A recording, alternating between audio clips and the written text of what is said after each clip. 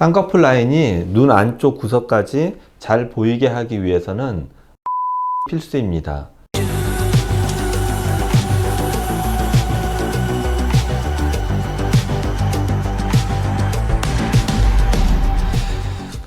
요즘은 눈 수술을 할 때 쌍꺼풀과 더불어 앞트임을 같이 하는 경우가 거의 대부분입니다. 쌍꺼풀 수술할 때는 자신과 어울리는 쌍꺼풀 라인이 뭐가 있을까 엄청 고민을 많이 하는데 앞트임의 모양에 대해서는 고민하지 않습니다.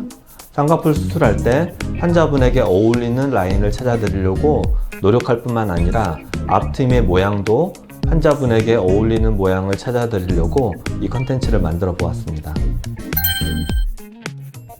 앞트임의 모양은 뾰족한 앞트임, 둥근 앞트임, 보통 앞트임 이렇게 세 가지로 나눌 수 있으며 이 앞트임의 모양을 정할 때는 환자분의 눈의 모양과 함께 만들려는 쌍꺼풀 라인과의 조화 이 두 가지를 중점적으로 생각해서 정합니다. 뾰족한 앞트임은 눈이 가로로 길게 커지는 효과가 최대로 나오며 눈이 약간 동그란 사람에게 어울리는 모양입니다. 눈이 동그란 사람에게 트임을 하지 않고 쌍꺼풀만 하게 되면 눈이 땡그란 느낌이 강조되어 보이기 때문에 앞트임을 꼭 해야 하는데 앞트임 중에서도 가로가 길어 보이는 뾰족한 앞트임을 해야 합니다. 큰 쌍꺼풀에 어울리는 앞트임 모양입니다.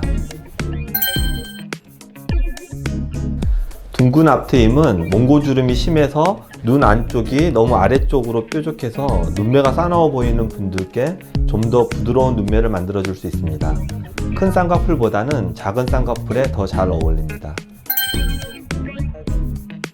마지막으로 보통 앞트임 전후 사진을 보시면 위에 두 가지 앞트임 모양의 절충형인 것을 알 수 있습니다. 가장 자연스러운 모양이라고 할 수 있습니다. 과도하게 하지 않고 우리 눈에서 몽고주름만 정확히 없어졌을 때의 눈 모양을 만들어 줄 수 있습니다. 트임을 할 때 앞으로 수평 방향으로 트면 당연히 눈과 눈 사이가 좁아지죠. 눈과 눈 사이가 먼 사람들은 당연히 기존의 앞트임을 해야 합니다. 하지만 눈과 눈 사이가 가까운 사람들은 트는 방향을 수평으로 해서는 안 되고 위로 트는 업트임을 해야 합니다. 업트임을 하게 되면 눈과 눈 사이의 거리는 그대로 유지하면서 눈 안쪽을 시원하게 할 수 있습니다. 업트임은 피부를 절개는 하지만 피부를 잘라내는 절제는 하지 않습니다. 다만 눈 안쪽 구석에서 아래로 잡아당기는 인대 조직을 풀어줌으로 해서 아래로 향해 있는 눈 안쪽 모양을 시원하게 만들어줍니다. 쌍꺼풀 라인이 눈 안쪽 구석까지 잘 보이게 하기 위해서는 업트임이 필수입니다. 위로 터서 눈 안쪽 구석의 살처짐을 해결하지 않고 단순히 쌍꺼풀만 해서는 절대 눈 안쪽까지 쌍꺼풀 라인이 보이지 않습니다. 몽고주름을 위로 터서 아래로 잡아당기는 힘을 풀어줘야 눈 안쪽의 살처짐을 해결하면서 쌍꺼풀이 눈 안쪽 구석까지 잘 보이게 할 수 있습니다. 유난히 눈 안쪽에 살처짐이 심하신 분들이 있어요. 이런 분들은 절개 눈매 교정을 통해 눈 안쪽에 처진 살을 위로 올려줘야 합니다.